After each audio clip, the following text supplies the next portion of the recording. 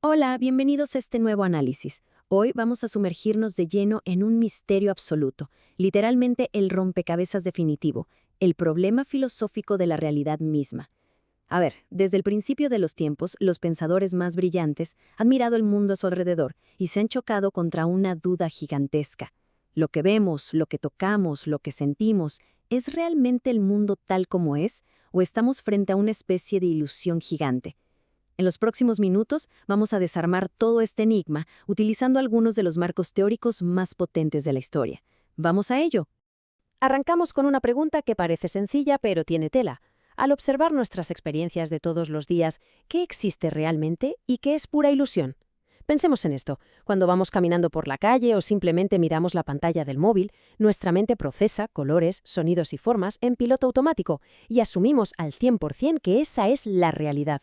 Pero, como vamos a descubrir al repasar diferentes posturas filosóficas, esta supuesta certeza tiene muchísimas grietas. Lo que parece obvio, cuando le ponemos la lupa de la filosofía, casi nunca resulta ser la verdad última. Para ordenar un poco las ideas, vamos a estructurar este análisis de la siguiente manera. Primero, veremos qué es la ontología. Segundo, la famosa caverna de Platón. Tercero, a Russell y los datos de los sentidos. Cuarto, el perspectivismo de Ortega. Y quinto, la nueva caverna virtual. Nos espera un viaje alucinante desde la antigua Grecia hasta nuestra era digital para entender qué pasa cuando pasamos horas frente a las pantallas. Empecemos por el principio, nuestra primera parada. ¿Qué es esto de la ontología? Porque para hablar de lo que es verdaderamente real, primero necesitamos entender bien el terreno en el que estamos pisando. Ojo, la palabra ontología suena a término académico empolvado y aburrido, pero nada que ver. Es, de hecho, la herramienta definitiva para cuestionar las raíces mismas de todo lo que existe. La filosofía es puro radicalismo porque busca llegar siempre a la raíz de las cosas. La pregunta ontológica no se conforma con hacer una listita o un inventario del mundo diciendo, existen los árboles y los coches. No, va muchísimo más profundo. Pregunta, ¿qué significa que algo sea? ¿Cuál es el fundamento de esta realidad? Esta es la base absoluta sobre la cual construimos todos los demás debates. Punto número 2. La caverna de Platón.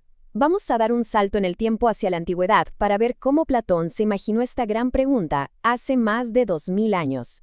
Imagínense esta escena que es tan trágica como fascinante, y aparece en el libro séptimo de la República. Platón nos describe a unos seres humanos que llevan encadenados desde niños en el fondo de una cueva oscura. Detrás de ellos hay un fuego enorme, y entre el fuego y estos prisioneros pasa gente llevando diferentes objetos. ¿Qué ven los prisioneros? Absolutamente nada más que las sombras de esos objetos proyectadas en la pared de piedra. Para ellos, esas sombras planas y en constante movimiento son la verdad absoluta. Literalmente, son todo lo que existe. Aquí está el meollo del asunto. Platón dibuja una línea clarísima, enorme, entre el mundo material que cambia todos los días y un reino perfecto e invisible al que solo podemos acceder usando la razón. Las sombras de la cueva representan lo que él llama el mundo sensible. Son solo copias, meras apariencias que van y vienen. Pero para Platón, si alguien lograra romper esas cadenas, salir a la superficie y ver la luz del sol directamente, descubriría el mundo inteligible, un lugar de ideas absolutas y eternas. O sea, las cosas que tocamos a diario no son plenamente reales. La verdadera existencia está en una estructura lógica y perfecta a la que llegamos pensando, no simplemente sintiendo. Pasamos al punto 3. Russell y los datos de los sentidos. Damos un salto cuántico hasta el siglo XX, dejamos atrás la poesía de la caverna y ponemos nuestra percepción bajo un microscopio lógico implacable. Bertrand Russell nos lanza una de esas preguntas que te dejan pensando antes de dormir. ¿Hay algún conocimiento tan, pero tan seguro que nadie razonable pueda dudar de él? Russell empieza por lo más cotidiano.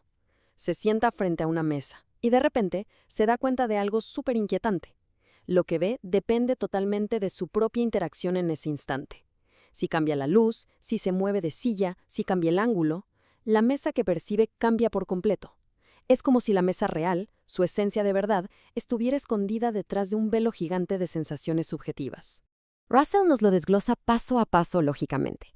Él dice que, aunque esta información privada que recibimos, lo que llama datos de los sentidos, cambia constantemente según dónde estemos, tiene que existir un objeto público permanente e independiente, básicamente para que varios de nosotros podamos sentarnos en la misma mesa sin volvernos locos. A lo que vemos directamente, Russell lo llama datos de los sentidos, una especie de interfaz pasajera. Pero el sentido común nos exige inferir que detrás de esas percepciones tan cambiantes hay algo estable, un objeto físico de verdad que es el que nos causa esas impresiones. Es una necesidad para poder funcionar. Vamos a la sección número 4, el perspectivismo de Ortega. Aquí es donde el brillante filósofo español José Ortega y Gasset entrelaza de una forma increíble nuestra propia vida con el entorno. Yo soy yo y mi circunstancia. Seguro que han escuchado esta frase. Es oro puro. Establece que el yo y el mundo son polos totalmente inseparables. Ortega nos dice que la realidad no descarta la perspectiva de cada uno, que la incluye como una pieza fundamental de la existencia. Imagínense a dos personas mirando el mismo paisaje. Cada una va a organizar todo ese entorno en su cabeza de forma distinta. Lo que para uno resalta, para el otro pasa desapercibido. Y atención, esto no significa que ninguno esté captando la verdad. Significa que la perspectiva es parte de la receta de la realidad. El mundo entero se divide en infinitas facetas para cada individuo. Ortega básicamente rompe el molde del idealismo de Descartes. Descartes decía pienso, luego existo, enfocándose solo en la mente interior purita, casi como si fuéramos un cerebro aislado. Pero Ortega dice que la realidad radical no es una mente aislada, es nuestra vida. Es el encuentro superactivo de nosotros inmersos en nuestro mundo. El pensamiento no ocurre en el vacío. Vivir es convivir. Nos encontramos sumergidos en unas circunstancias concretas y tenemos que tomar decisiones todo el tiempo.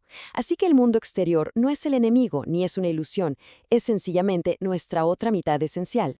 Y finalmente, llegamos a la sección 5, la nueva caverna virtual. Ahora sí, traemos todas estas ideas profundas al siglo XXI y vemos cómo estos problemas antiguos están más vivos que nunca en nuestras pantallas. A ver, si pensamos en la realidad virtual y en cómo funcionan los algoritmos hoy en día, parece mentira, pero podríamos estar viviendo en una caverna digital modernizada. Las circunstancias de hoy están artificialmente construidas a un nivel increíble. Si Platón se paseara por aquí hoy, vería nuestras gafas de realidad virtual y las redes sociales como exactamente lo mismo que mirar la pared de su famosa cueva.